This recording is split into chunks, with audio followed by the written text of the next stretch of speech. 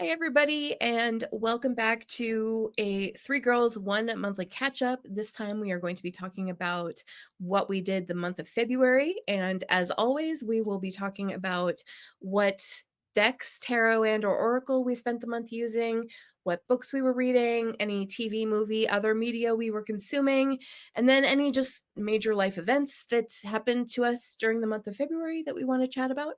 So, we're going to go ahead and get started with Heather, who lost the dice or won the dice roll, lost the dice roll, either way. And let Heather talk about what she has been using as far as decks. I only have one to talk about again because I spent the whole month with the same deck and I didn't use an Oracle deck this month. But I actually picked this one up after our live, I think it must have been, because you both mentioned it. Oh, And that is the Sasrabito Tarot. So mhm, I was like, I need to get this deck back out and have another go with it. So, I mean, everybody's seen this deck now 100 times, but mhm. I will show you it again anyway because it's pretty and I want to. So yeah, I don't really have all that much to say about it that we haven't already said between the three of us ad nauseum 100 times because it's one of those decks that we all just really like. Mhm, So yeah, I mean, mhm, short and sweet, but I haven't done a lot of tarot stuff mhm. in February, so it's mainly just been daily draws and occasional tarot readings of tell me what to do with my life, fix my job for me type stuff. What do I do now? How do I stop being so tired? What do I need to do? Type things. But then normally I just pull like one or two cards Mhm. and I don't journal them or anything. I just like randomly pulling cards when I reach that point where I'm like, I need a second or third or fifth opinion. Yeah. So and it is good for that. It is really good at just like I don't know, there's something about this deck where it's like it either has a very unsubtle way of going, you already know the answer to this question, stop asking me. Or or just giving you really blunt Mhm. responses. It doesn't sugarcoat. No, but it's So blunt in a loving way. It's like, yeah.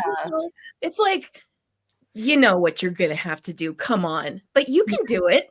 You know? You can I do believe in you. it. Yeah. And I also believe. it's blunt but pretty to look at, which always helps. Mhm, Like the artwork is nice. So mhm. I don't mind being told off by something that looks this nice. But yeah, so that's it really. I've just been playing with this deck all month and just having it there to draw on when I'm in that mood of I don't wanna I don't wanna think about this anymore. So, so that's me. Awesome. Well, I will pass it off to Julie then. Okay, so I will start off to say that the one deck that stayed throughout the whole month, despite the rotation of tarot decks, is the Pink Sugar Oracle deck. Mhm. And so this is a deck by Logan over at Larkin Legend. And I believe the Kickstarter for this deck is done, but I'm sure at a later time they will have this available in their Etsy shop. But it's basically a pink version of the Black Salt Oracle, where Mhm. you have, everyday objects. And yeah, you're divining with just everyday contemporary objects that you see. And so this was a lot of fun to work with and just really pretty to look at Mhm. with just the combination of the pink and then this like fuchsia foil. It's just stunning. So I had a great time with this. And then color theme wise, it did influence like some of the tarot decks that I used as a result.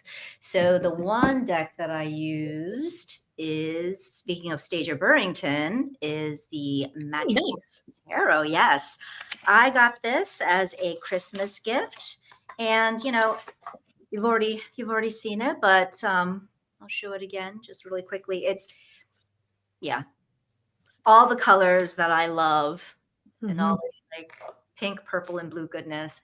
And it's just an easy to use clone. Mhm.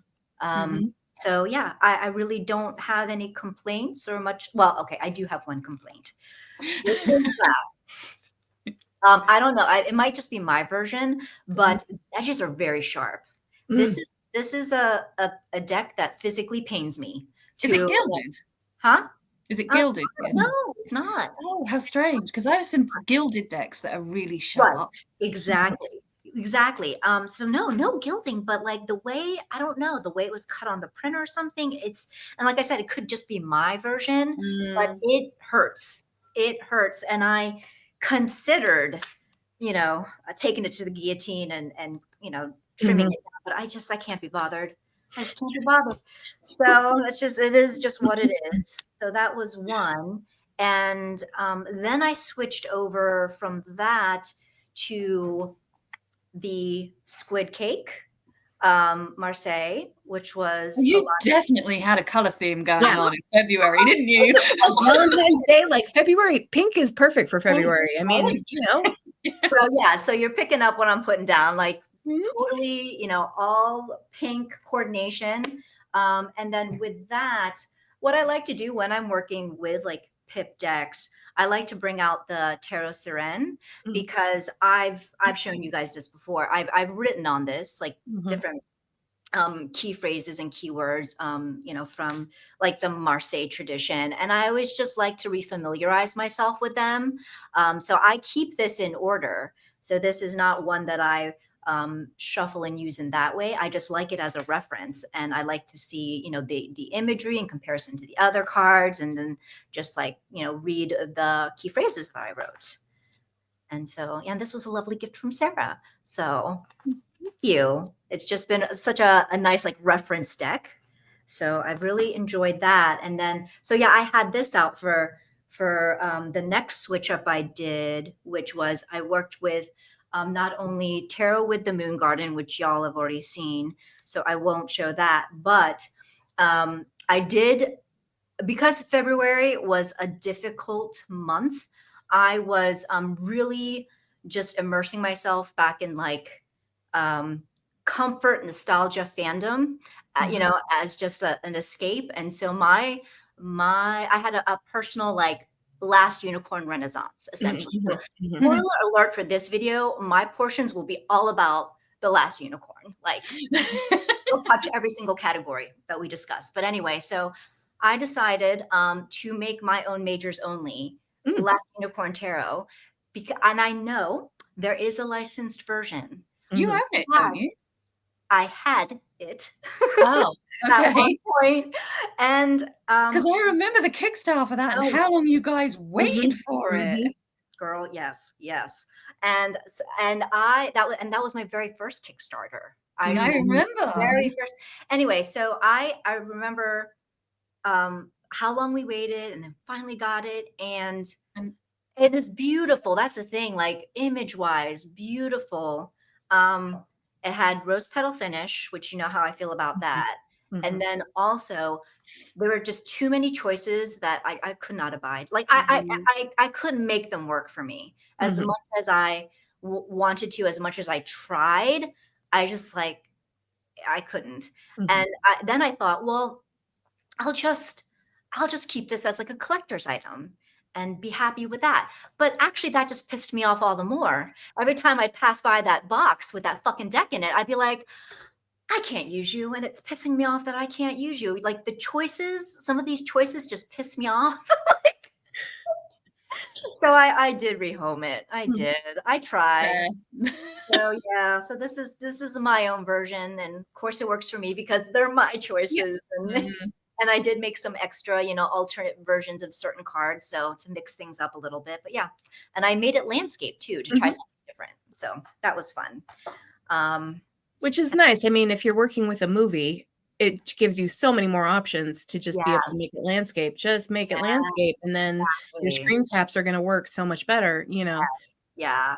So this was a lot of fun to do. And in defense of I guess in the defense of the licensed tarot, like I understand that they were trying to diversify the characters because there's only so many characters, right? Yeah. There are only so many Mhm. characters. Very limited characters And story. yeah, Yeah. 78 you know, and even in my majors only, it's definitely a lot of repeat of unicorn, Amalthea, you know, just the same like four Mhm, characters kind of thing, four or mhm, five. And so I do understand, but then it's like, y'all should have just made it an Oracle deck. Like, mm, mhm. because otherwise, like they were just trying, in my opinion, some of the choices, it was just like, no, Yeah. it just doesn't make any sense to me. Um, so I understand the reasoning behind Mhm, why they tried to put in some of these other like supporting characters, and also it just yeah, the choices didn't mhm, make sense to me, or mhm, just yeah, didn't fly. So mhm. should have been an oracle. Some pop culture, like, IPs are not enough to support a Yeah, whole tarot deck. Like, yeah, there's just Mm, thematically, character-wise, there's just not wasn't enough enough. there Exactly. without really stretching it, and, like, a single movie that's like a 90-minute kids movie, Right. Right. despite the fact that obviously it's a very thematically rich movie in many, many ways, and it's like, Yes. but for a whole tarot deck, it's one of those things where it's like, yes, I can see a whole tarot deck from Buffy. I can see a whole tarot deck from Game of Thrones. Like, Right. I can, there, like with Game of Thrones, people were mad that a bunch of characters weren't used because Yes, like there were exactly. so many opportunities to use more characters. Right. But when you're talking about just like one movie, and that's why I always too, like every time I look at, a lot of those inside editions decks that are coming out where it's like, oh, the Hocus Pocus tarot. And I'm like, really? Yes. Is yeah, I there think enough to work with there? I don't know especially if there that is. I think that's why they make them pip decks a lot of Yes, times, but they exactly. don't tell you that they're pip Right. decks. They Mhm, don't tell you that they're only the majors are mhm, illustrated, Yeah. and they don't show you any of the minors in the Right. photos, which is really sneaky. But mhm. Yeah, exactly. Exactly. Yeah. So yeah, unfortunately, that licensed deck and I were not meant to be, which really breaks yeah, my heart. it But happens. what are you gonna do? So Hey, when it's you, you make your own deck, and that's that's Yeah, well, that's what are you perfect. gonna do? that's what Make I one that does Make work. one for me. yep. Mhm. So Make that's one. that was pretty much my tarot month. So I'm going to talk about Oracle first, actually, because the Oracle that I use is a carryover from last month, which is that I was still working with here's the box, the Yeah. Wisdom of the Wild Things Oracle, which I have been just thoroughly enjoying. I love it very much. This was a Christmas gift for me from Heather, and I love it. And yeah, I don't know, this deck has just really been hitting for me. Like it, and I have, to be perfectly honest, I haven't been doing a ton of tarot reading too. Like my daily draws are like, I like barely ever have been doing a daily draw for like the past, I don't even know, 3, 4 weeks probably. Just super like not, on top of the whole tarot thing. But I have been doing readings because I am also like in a little bit of a place right now where I have questions about, future things and life path on a going forward basis.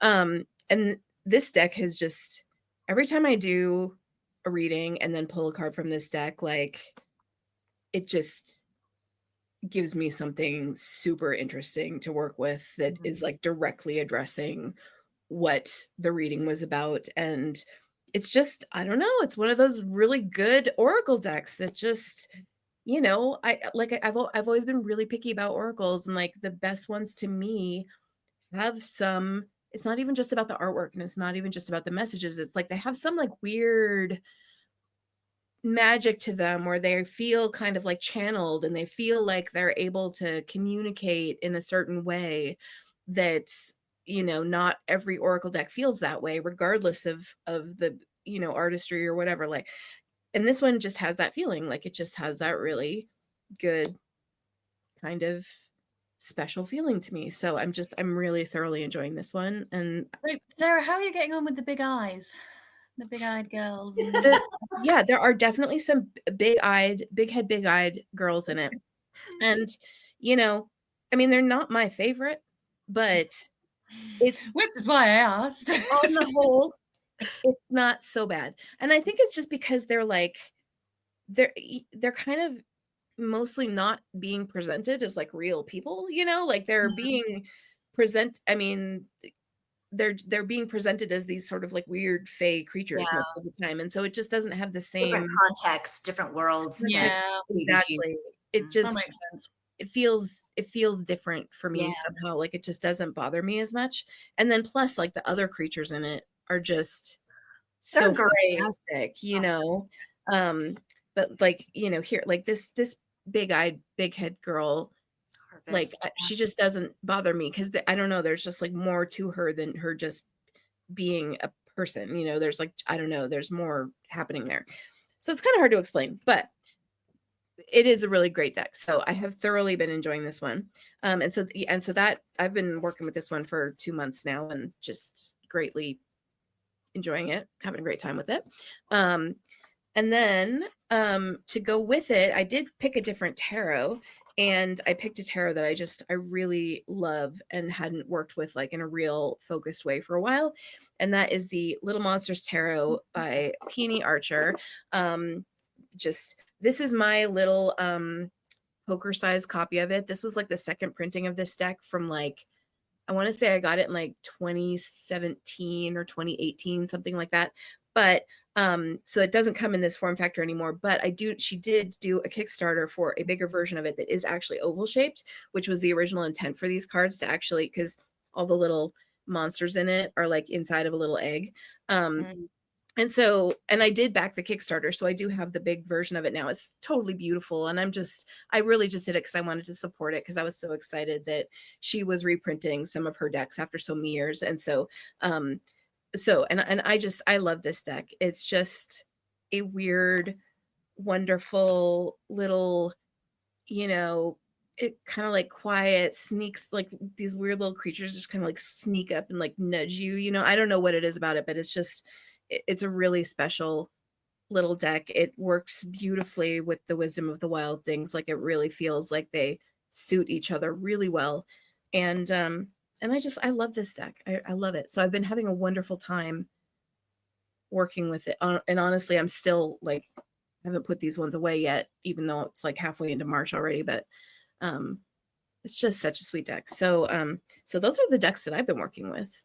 And I've just been like on this whole Wisdom of the Wild things, and whatever deck feels like it goes with it kick since the beginning of the year. So Yeah, anyway.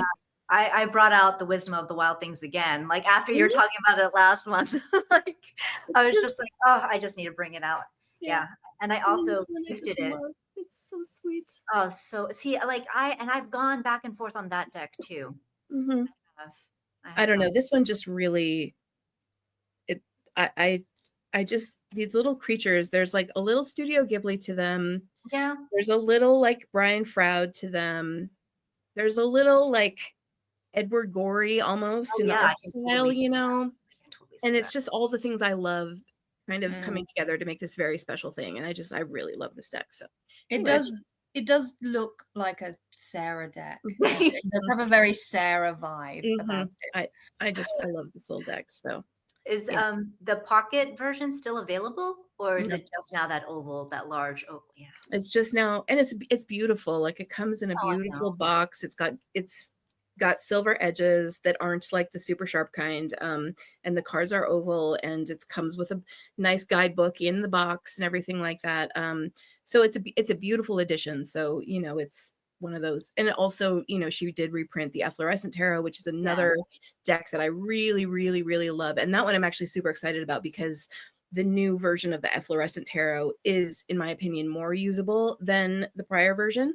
Mhm. So that one I'm like going to be using the new version for sure. But this one I'm always probably going to stick with my little The poker pocket. size because I just love it. But yeah, it's a great deck. The artwork is wonderful. So Yeah. Yeah, that does look like it'd be really nice paired with the Wisdom of the Wild things. it really works well. It really Yeah. works well. I've had some nice readings with these two. So yeah. All right. So that's it for tarot and oracle for me. So our next category is books. I had an okay reading month in February. I had such a good reading month in January, and then I just had an okay reading month in February.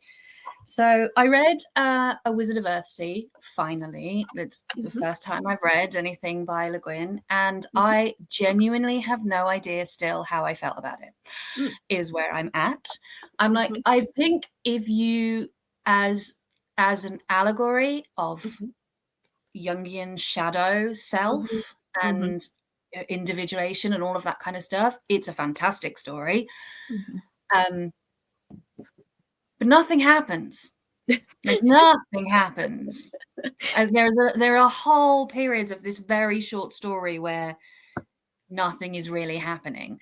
And all the stuff that probably could have been really exciting all kind of happens either very, very quickly or is just described to you and happens off page. And it very much feels like, and I think it is, I mean, because it's an old book, and I do think it is like very of its time. I think it's very representative of like fantasy of that era, but it's very much like somebody is recounting a historical event to you, and you're being like, it's a story that you're being told. There's the way that it's written just makes you feel very separate and distant from the stuff that's happening. Does that make sense? Am I making any sense? You're making total sense, and as somebody who has read that book, I completely understand that point of view, because it's not one of those like immersive, detailed world building kind of fantasies that we get nowadays. It is very much just a narrative that definitely has a very sort of allegorical intention about it in terms of what the story's trying to do. And yeah, it doesn't feel in any way immersive. It feels like you're kind of being given this narrative, that you're not really going into a world in the same way as a lot of other books. So yeah, that does sum it up perfectly. I definitely liked it. I'm just not sure how much I liked it. I did like it enough that I'm going to read the next one at some point. The next one's my favorite, I will say. I've heard that the next one my favorite. is very, very good. But yeah, overall it was fine. And also I had like people saying, oh, it was like a better version of Harry Potter Wizard School and all that kind of stuff. And I'm like, well, is it really? Because he's not there for very long. No. And most of the stuff and it's totally different. It just is a totally different feel. It's like, it's just explained. He just tells you, I spent a year doing this. And you're like, fab, that would have been really interesting to actually see. But okay. And, there's a dragon and he just talks to it for a bit and then he goes on his way. And then a very large portion of this 160-page story is him and his mate in a boat on the ocean, just being in a boat on the ocean. And you're like, this is different than I thought it was going to be. But and the end, if you take the end as the end of just a fantasy story, the end is so anticlimactic. It's ridiculous. It's like, wait, what? What just happened? But in terms of like shadow and incorporating the shadow and learning to accept your shadow self and all that kind of stuff, it totally works if you read it that way.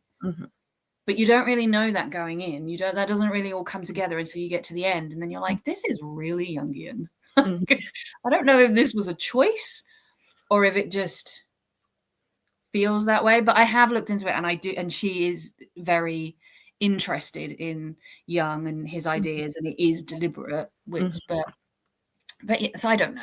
I don't know how I feel. And then I read a non-fiction, what I also read a non-fiction called Men, Women and Chainsaws, which is about horror, and particularly like slasher horror and different types of horror. It was not good. It was not good. So I read it because it was written in the 90s, and I cannot remember the author right now. It's escaping my brain completely. Carol something, but it's where the term final girl originates from. And anybody who has known me for more than 5 seconds is aware that I'm a huge fan of slashers. It's like, I love horror, but slasher is my favorite. And so I was really interested to read this book about these types of films. I was very confused at some points because she spent an awful lot of time talking about Deliverance, which is not a horror film at all, and a couple of other films. Like, she was using films that weren't horror films to make her point. And it's like, okay, but there's hundreds of horror films that you could have picked from. But anyway, and also she's her background is psychoanalysis. Mhm. She's clearly a huge fan of Freud. Mhm. And it's like, do you know what? Sometimes a knife is just a knife. Yeah. Not everything has to Mhm. be phallic, and not Mhm. everything or about castration fear. Like, and that is what this entire book was like. It was Mhm. just, the whole book was so Freudian, which I am Mhm. not a fan of. And I was just, sometimes a cigar is just a cigar type Yeah. thing. And Mhm. it was very heavy on that. I'm glad I read it, because I think it is one of those foundational pieces of Mhm. like academic writing around horror films. Mhm. But I wouldn't recommend it unless Freud is your bag, in which case you'll probably really like it and get a lot of value out of it. But it wasn't really for me. Okay. I mean, I had a pretty decent reading month in February, but I'll just talk about a few. I mean, I did do some rereading of Told You This Was Going to Happen, Last Unicorn. So Mhm. I, you know, the novel here, Peter S. Mhm. Beagle, and then there's also a graphic novel version. Mhm. So I did these two. That was a good time. Another book I audio read was called Three Mages and a Margarita, by Annette Marie. And Mhm. this was a recommendation from a friend. And it's part of a series. It's like an urban fantasy series. And it's basically about this young woman. She's a college student and then also a bartender.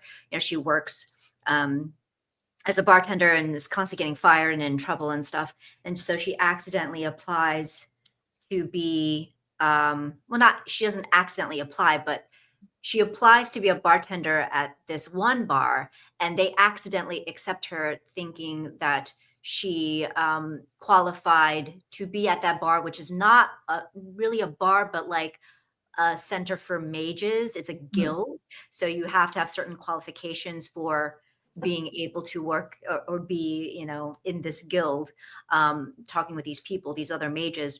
And so she finds herself bartending in this guild. And then you come across, three, three male mages, and, they all befriend each other, and there's some room. It's not a reverse harem, Mhm. but there's certainly three hot male mages, and then this protagonist Tori, who's this bartender with no magical capabilities. And so shenanigans happen, kidnappings, and you know death threats and all that good stuff. So it's like, I think it's book one of like eight.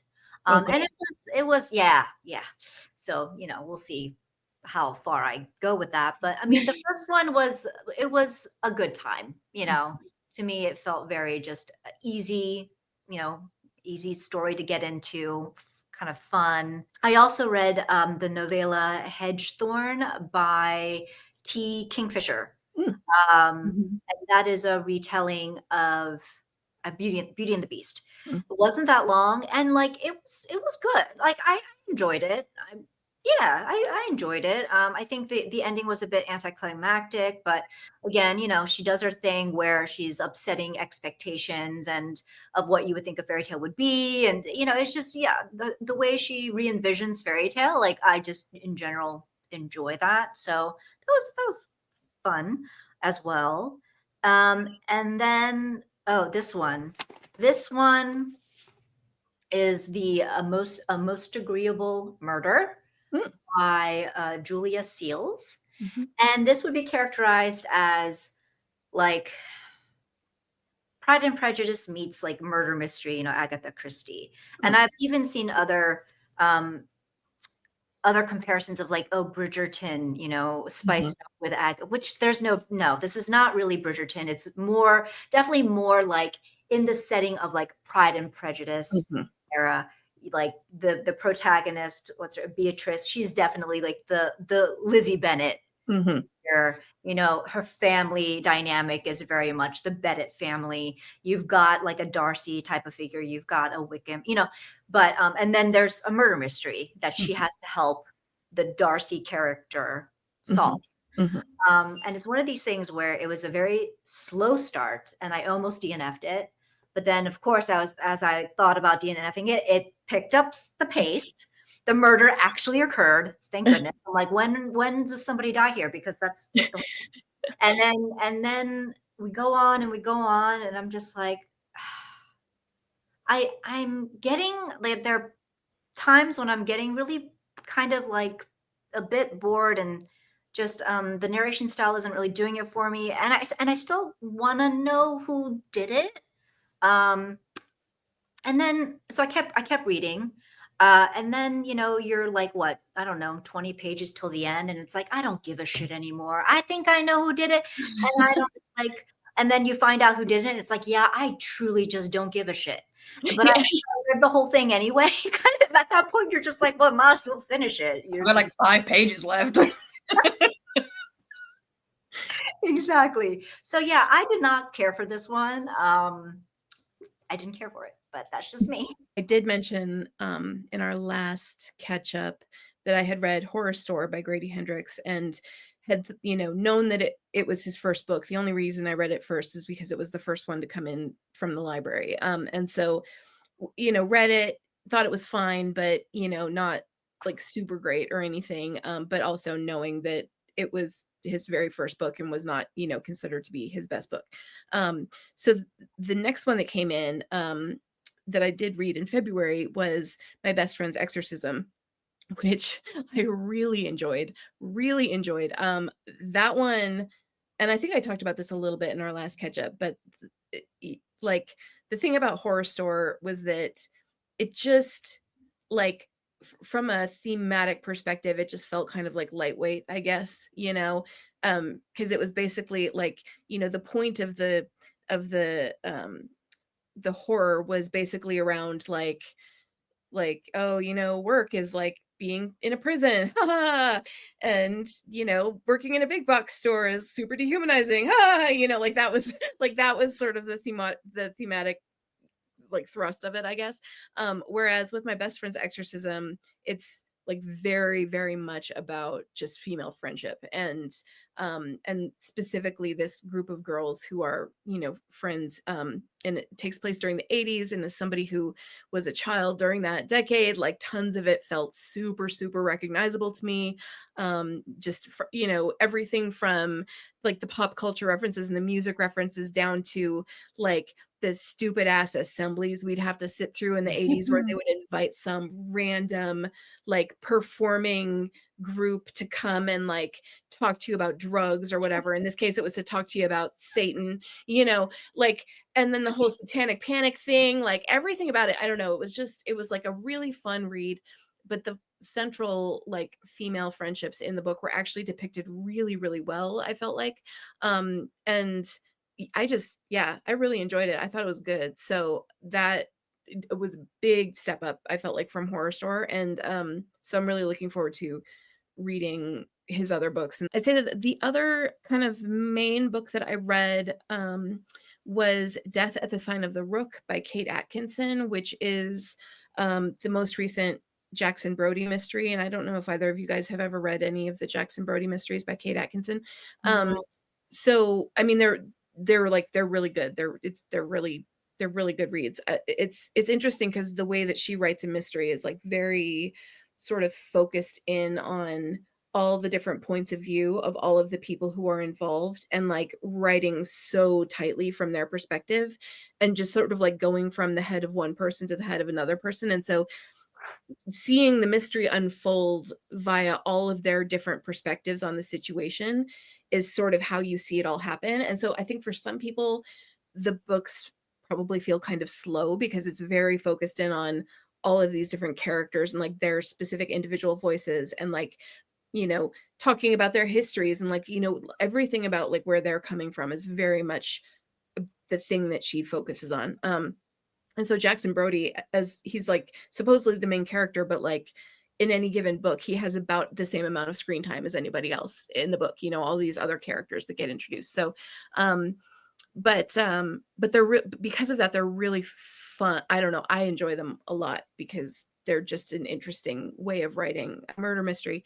And this one in particular, I felt like was a lot of fun because the most recent book in the series, the crime was about like human trafficking. So it was pretty heavy, it was kind of and so it felt like she sort of wanted to have a little bit of a lighter installment. And so this one was, the crime was about like art art theft. It was just a little less heavy type of stuff. And it was also like very much kind of poking fun at the whole like English country house murder mystery. Like there's actually a whole big scene, like the whole last, I don't even know, third of the book takes place at this English like country manor that has been turned into a hotel where they are hosting a murder mystery game.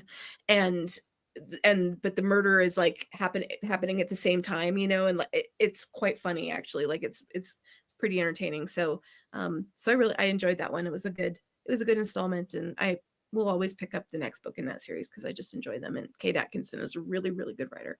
TV and movies. Heather. I didn't watch any movies in February at all. I'm still slowly working my way through Criminal Minds again as my comfort watch. And I know. Like, no one needs to tell me. I know it's weird. It's fine. What else did I watch? Oh, I've started watching, because they both came out in February, but there's still episodes left. So I started watching both on Disney Plus, season 3 of Will Trent, which I'm really enjoying. I'm a big fan of Karen Slaughter as an author, and I have read some of the Will Trent books, but these feel so different to the books. But it's just a really fun, like, crime, like Castle or something like that. It's that kind of style, and I really like those kind of shows.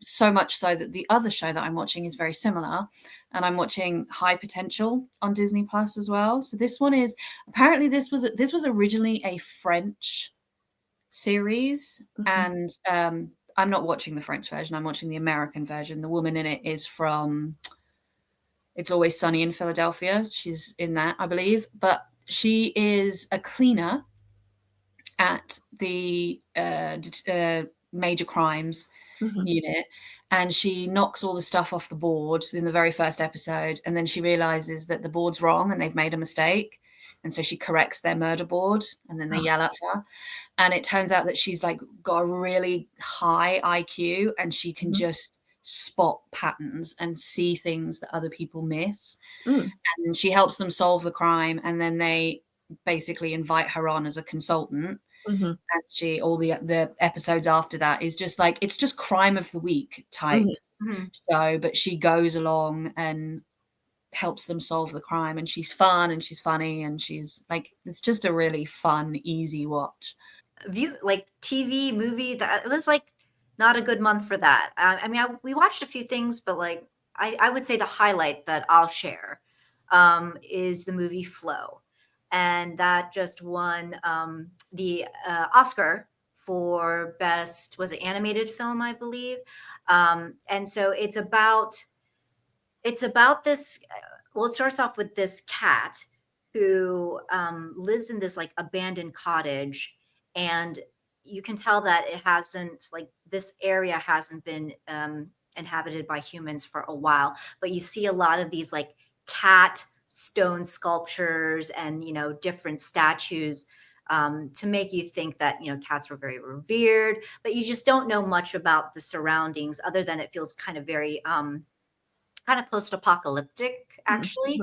And then what happens is that the land just becomes engulfed in the tsunami, and then like the water levels rise, very dangerously high. And so you see that this cat is trying to survive, and then of course along its journey, there are other animals that join it. There's a dog, there's a lemur, a capybara, and and a bird, and some type of bird, a secretary bird. Is that real? Yeah, that's a real thing. That's a real The bird. real thing, but I don't know what they look like.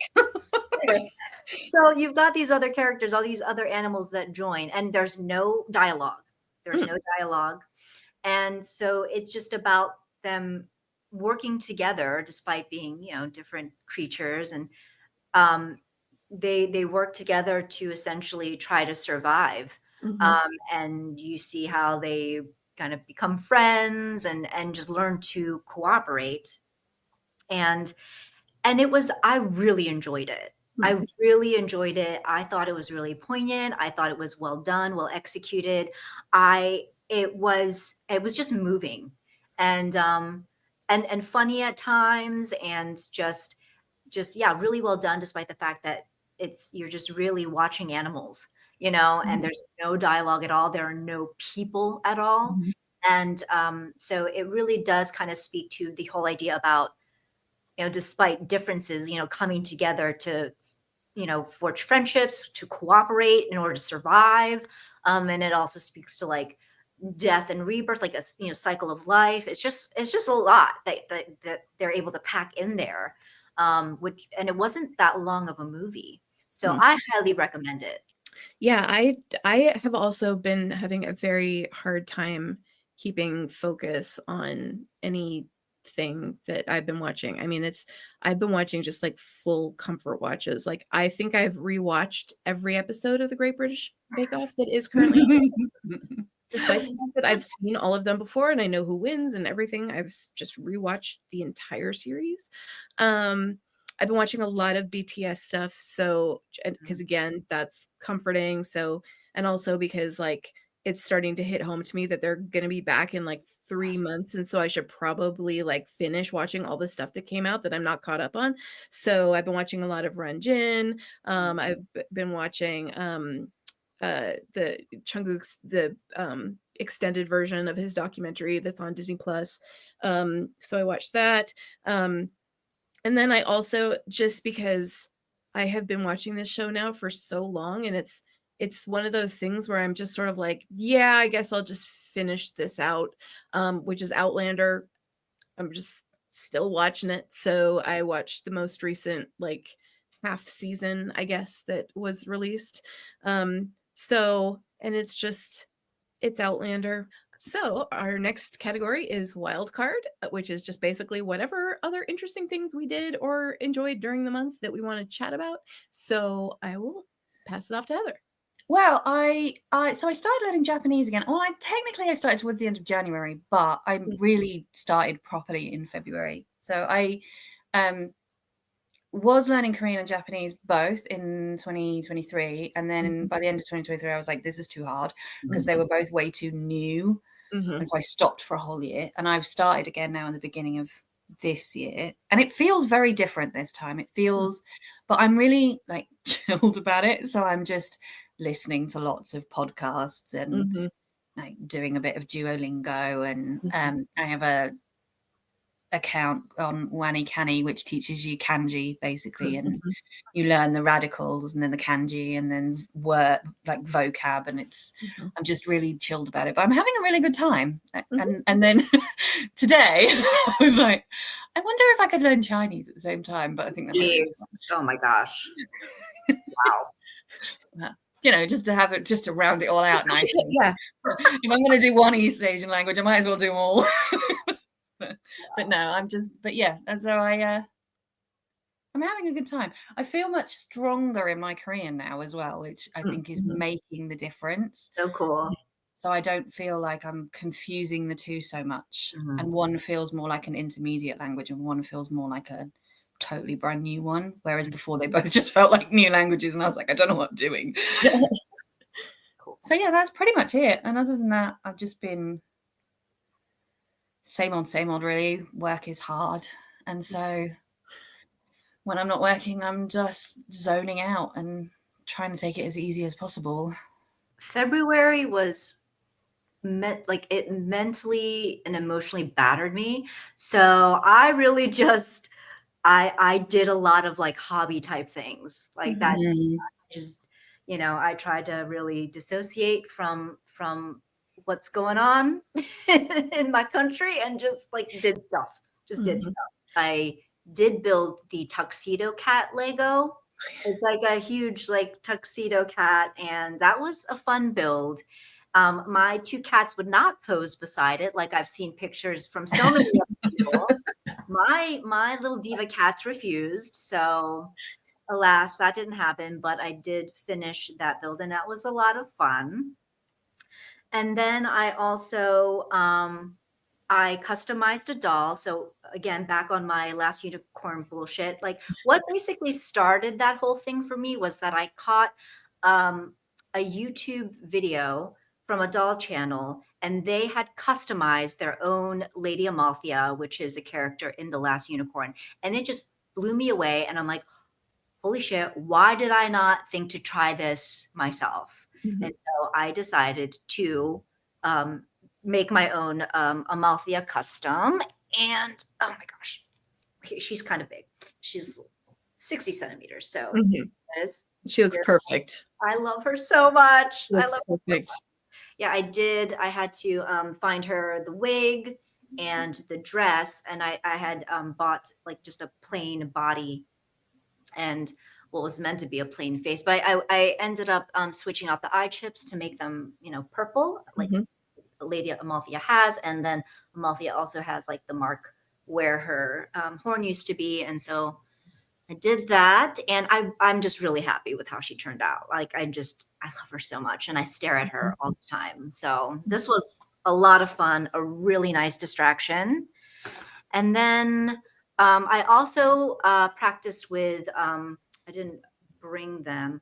I did, so my mala beads broke, or they didn't break. The Mm, one bead in it broke. And mm, so I kind of was just like, I don't want to use this because it's very obvious that that's going to be obvious when I, pass the beads. Like there's going to be one broken bead there. And I decided to, instead of like just running to buy another one, I decided mhm, to try to fix it. mm, And so mhm, I learned how to string mala.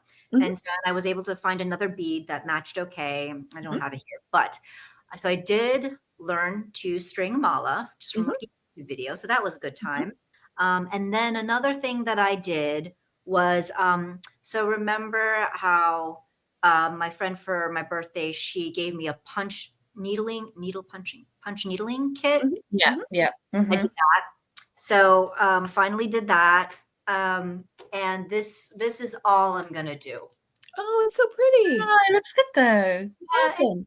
yeah. So um, there was a bunch of white yarn to fill out the whole expanse of this background of this canvas. And like this, and to do the spaces in between so that you get more of a delineation of the petals and stuff. And I Mhm. was like, fuck no, I'm Yeah. not doing that. This is as far as we go, and that is it. So we're done. We're done. So you wouldn't do it again? No, I would No, not do it okay. again. No, this is not for me. I found it to be not very meditative or relaxing. And I appreciate that there's probably a nuance to this. It's not just like stabbing. There's probably a nuance of pressure and like the different settings and things like that, which the beginner's book did not really Mhm, convey. And mhm. I wasn't about to just sit there and watch YouTube videos on it. So I just did what I did.